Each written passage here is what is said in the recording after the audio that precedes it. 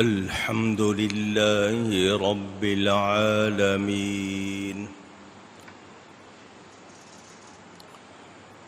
والعاقبة للمتقين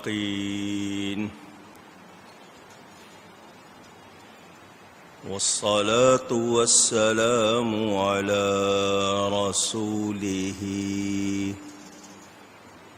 سيد المرسلين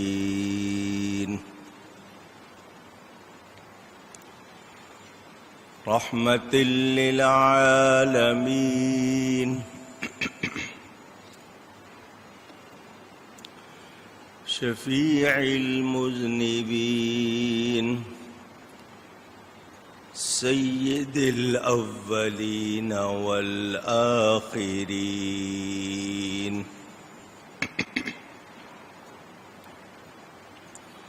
سيدنا ومولانا محمد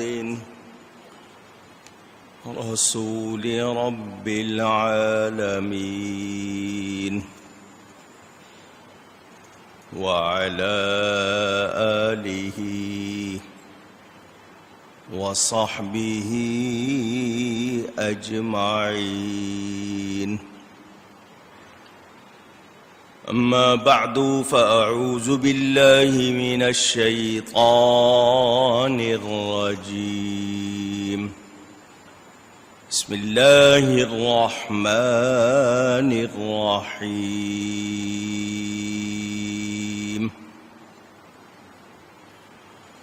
ولقد صرفناه بينهم ليذكروا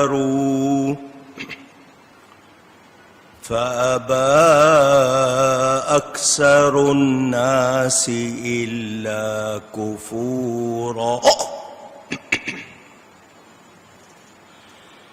ولو شئنا لبعثنا في كل قرية نذيرا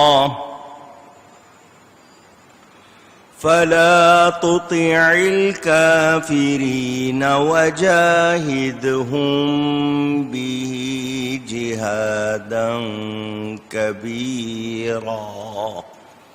صدق الله العلی العظیم. محبت کے ساتھ ایک مرتبہ دروشی پڑھ لیجئے. اللهم صل على سيدنا ومولانا محمد معدن الجود والكرم وآله وصحبه وبارك وسلم. الصلاة والسلام عليك يا رسول الله. الصلاة والسلام عليك يا حبيب الله. الصلاة والسلام عليك يا رحمة للعالمين وعلى آلك وأصحابك يا شفيع المذنبين. حمد و صلات کے بعد قرآن کریم کی سورۃ الفرقان کی تفسیر آپ سن رہے ہیں. آپ نے سنا کہ اللہ تعالی نے ہوائیں بھیجی، بارش برسائی، پاک پانی اتارا، پر پاک کرنے والا، جس سے مردہ شہروں کو بھی زندگی ملتی ہے، چرواہے بھی پیتے ہیں، چوپائے بھی پیتے ہیں، انسان بھی پیتے ہیں. پانی سے ہماری زندگی وابستہ ہے. اللہ تعالی نے اس پانی کے لیے بیان فرما کر ہمیں اس کی قدر بھی سکھائی یہ جہاں جاتا ہے پانی، زمین پی لے، انسان پی لے، فائدہ ہوتا ہے۔ انسان اپنی کسی کوتاہی کی وجہ سے اس پانی کو اپنے لیے نقصان دہ بنا لیتا ہے، ورنہ پانی نقصان دینے والا نہیں ہے۔ ہم پینے کا ڈھنگ بھی نہیں جانتے، کس طرح پینا چاہیے۔ مزاج بن گیا غٹا غٹ، حالانکہ پانی کو چوس کے پینا چاہیے۔ حلق بھی تر ہوتا ہے، کھڑے ہو کے پیتے ہیں ہم، وہ گردوں کو بھی نقصان دیتا ہے اور اس سے جوڑوں میں بھی نقصان ہوتا ہے۔ آج میڈیکل سائنس بھی مانتی ہے کہ پانی بیٹھ کے پینا چاہیے۔ کھانے کے لیے ہمیں بتایا گیا پیٹ، آپ کا استمک، اس کے 3 حصے کرو، ایک کھانے کے لیے، ایک پینے کے لیے، ایک ہوا کے لیے۔ مگر ہم یا تو سارا کھانے سے بھر لیتے ہیں، یا سارا پانی سے بھر لیتے ہیں، یا ہوا سے بھر لیتے ہیں۔ پانی ایک عظیم نعمت ہے، اللہ تعالی کی عطا ہے، انسان کے لیے، زندگی کے لیے ضروری ہے۔ جس طرح آکسیجن زندہ رہنے کے لیے ضروری ہے، پانی کی اہمیت بھی واضح ہے، کوئی اس کا انکار نہیں کر سکتا۔ اس پانی سے ہم اپنے آپ کو پاک کرتے ہیں، ستھرا رکھتے ہیں۔ اس میں یہ بھی اشارہ ہے کہ جس طرح پانی سے ظاہر کو ہم پاک کرتے ہیں، اسی طرح ہمیں اندر بھی، روح کو بھی، اپنے نفس کو بھی ستھرا رکھنا چاہیے۔ صفائی ہمیں فائدہ پہنچاتی ہے۔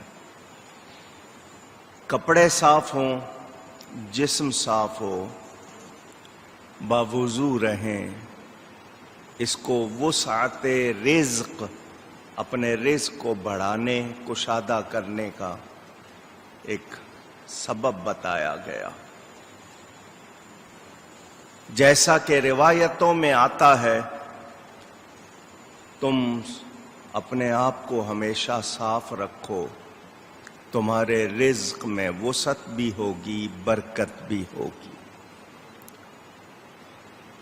اس صفائی سے بہت سے فائدے ہیں۔ وضو کرنا، غسل کرنا، 5 وقت آپ کے جسم کا وہ حصہ دھلوایا جاتا ہے جس کے دھونے سے باقی جسم بیماریوں سے بچا رہتا ہے۔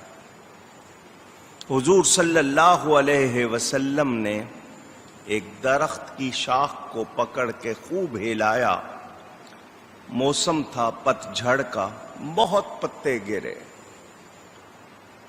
حضور صلی اللہ علیہ وسلم نے اپنے صحابی سے فرمایا، دیکھا پتے کیسے گرے ہیں؟ روزانہ جو 5 وقت وضو کر کے نماز پڑھے، اس کے گناہ بھی اسی طرح گرتے ہیں۔ ہمیں بتایا گیا، لیکن ہم توجہ نہیں کرتے۔ پانی کے نازل کرنے کی بات کیا بتائی گئی کہ آباد کریں مردہ شہر کو۔ زمین ہے، پھل نہیں ہے، پودے نہیں ہیں، سبزہ نہیں ہے، تو پانی آئے گا، وہ سرسبز ہو جائے گا، انسانوں کو بھی فائدہ ہوگا، ماحول کو بھی فائدہ ہوگا، جانوروں کو بھی فائدہ ہوگا۔ بلدتن سے زمین کا علاقہ مراد ہے، وہ آباد ہو یا غیر آباد ہو، یعنی بارش کے ذریعے زمین کو زندگی ملتی ہے، سرسبز ہوتی ہے۔ پانی پینا جس طرح ہمارے لیے ضروری ہے، چرند پرند جانوروں کے لیے بھی، انسان اگر ان کے لیے پانی کا انتظام کرتا ہے اس پر بھی اس کو ثواب ملتا ہے۔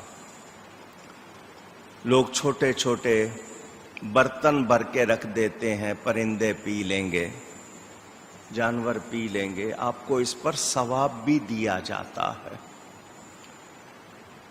اللہ فرماتا ہے ہم پلاتے ہیں۔ اگر اللہ نہ پانی دے تو کیا ہم کسی کو پلا سکتے ہیں؟ تو ہم نے اللہ کا دیا ہوا پلایا ہے، تو اللہ فرما رہا ہے ہم پلاتے ہیں، انسانوں کو بھی حیوانوں کو بھی۔ جو جانور مختلف بنائے اللہ نے، اونٹ بنایا، اس کی ٹانگیں، اس کا پاؤں عجیب بنایا، اس کی ساخت، اگر آپ اس کی شیپ دیکھیں تو اس کی بناوٹ ہی اللہ تعالی کی طرف سے ہمارے لیے پیغام ہے کہ یہ اللہ بنا رہا ہے۔ وہ 20 دن کا پانی اکٹھا پی لیتا ہے۔ اونٹ صحرا میں جانا ہوتا ہے، وہاں پانی نہیں ہوتا، وہ اکٹھا پانی اتنا پی لیتا ہے۔ تو اللہ تعالی نے یہ جانور بنائے ہیں اور ہمیں بتایا کس طرح ان کو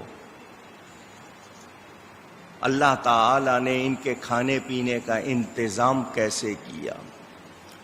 اگر آپ پھل وغیرہ دیکھیں تو آپ کو بہترین حصہ دیا جاتا ہے، اس کے چھلکے، دوسری چیزیں جانوروں کو ملتی ہیں، وہ شکر کرتے ہیں، ہم شکر کرتے نہیں۔ اللہ تعالی نے چیزوں میں فہم بھی رکھی ہے، اثر بھی رکھا ہے۔ اس موضوع پر انشاءاللہ کبھی گفتگو ہوگی۔ جن کی اوقات ہی بارش کے پانی پر ہے، بہت سے ایسے علاقے ہیں وہاں ان کی اوقات ہی بارش کے پانی پر ہے۔ مجھے اب کا حال معلوم نہیں ہے، برسوں پہلے یہ بات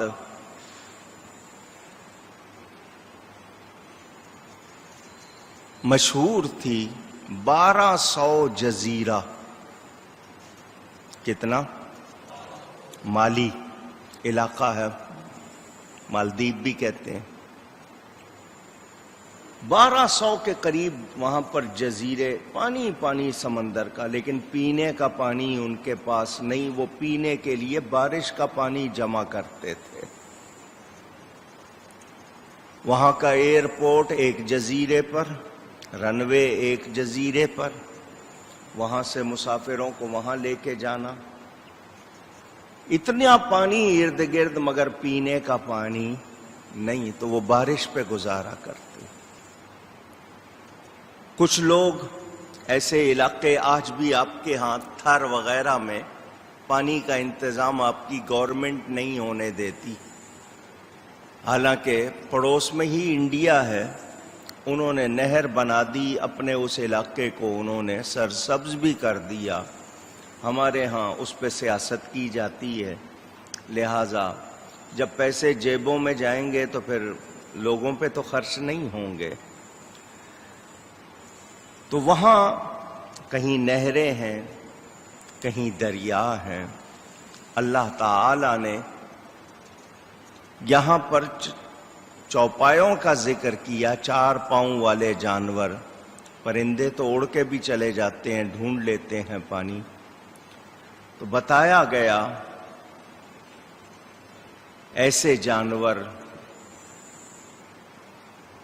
جو اپنی ضروریات پوری کرنے کے لیے آسانی نہیں رکھتے، ان کے لیے کیا انتظام کیا ہے رب تعالی نے، وہ بھی بتایا گیا۔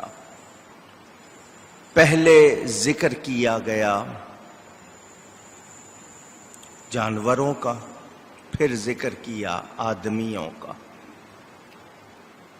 ہم اگر تفصیل میں جائیں، تاریخ انسانی جو محفوظ ہے، جو تھوڑی بہت ملتی ہے، وہ تقریباً 10,000 سال کے برابر، اس سے پہلے کی تاریخ نہیں ملتی۔ یہ دنیا کتنی مرتبہ بنی، ختم ہوئی، کتابوں میں بہت کچھ اس حوالے سے لکھا گیا۔ کتنے جانور تھے، اب نہیں ہیں، کتنے ہیں، کم ہو گئے ہیں، کچھ ختم ہو گئے ہیں، کچھ بڑھتے ہیں، کچھ نہیں بڑھتے۔ کتنے جانوروں کو انسان کا رزق بنا دیا، کتنے پودے ایسے بنائے، جانوروں کا رزق بنایا۔ پھر یہ بارش جو ہے، یہ نباتات بھی پیدا کرتی ہے، جڑی بوٹیاں بھی پیدا ہوتی ہیں، سبزہ بھی ہوتا ہے، غذائیں بھی اس سے پیدا ہوتی ہیں، انسان بھی کھاتے ہیں، دوسرے بھی کھاتے ہیں۔